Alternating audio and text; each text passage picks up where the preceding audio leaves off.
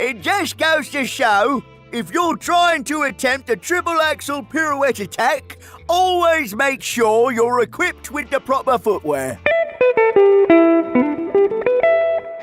Hello everybody, welcome back to Theje's catalog. What I'm reviewing today is Deathspank. Developed by Hothead Games, the same team that brought us the Penny Arcade Precipice of Darkness series, Deathspank takes us to a silly world of action RPG parody starring an ever-satirical wannabe hero. While in the thong of Deathspank, you are tasked with recovering an artifact craftily labeled the Artifact for no exact reason whatsoever, if there even is a purpose to the damn thing at all. Along the way, you'll scuffle with hordes of enemies in true action RPG style and collect loot and atypical accoutrements that seem to be aware that they are atypical accoutrements.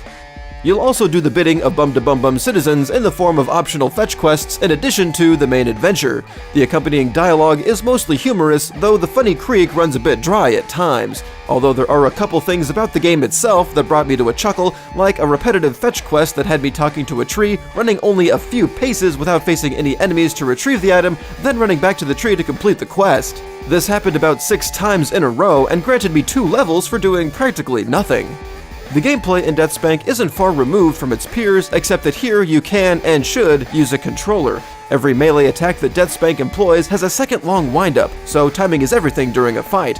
You'll equip a different weapon to each XYAB button, and switching it up is encouraged as it builds up a combo-based rage meter, which, of course, when full, can unleash an ultimate attack that varies per tool. Your foes will then relinquish their pocket change upon death, and sometimes even food. Thanks to very generous earnings from selling off old loot, I never ran out of food or money while playing, not that there's really that much to buy anyway. And if you're ever stuck on a quest, you can always use a fortune cookie to provide some guidance on where to go. Those are particularly useful if you've put the game down for a while or accidentally skipped over some important talking points.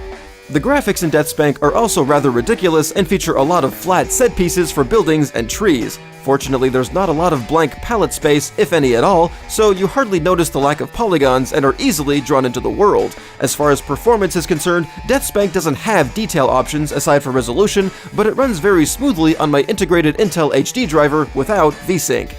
For the bottom line, Deathspank makes for a nice reprieve from its action RPG cousins that take themselves way too seriously. There's not much challenge to be had except for a few head-scratching quest riddles, the monotonous combat is broken up often enough to keep it fun, and the game world is just the right size with conveniently placed waypoints. Oh, and the dialogue is good for a nice guffaw every once in a while, too.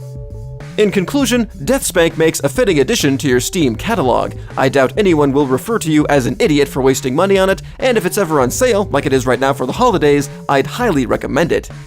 This has been a review of Deathspank here on Theje's catalog. Go ahead and thumbs me up, subscribe to my channel, and drop a comment down below. Thanks for watching, and you guys, have a good night.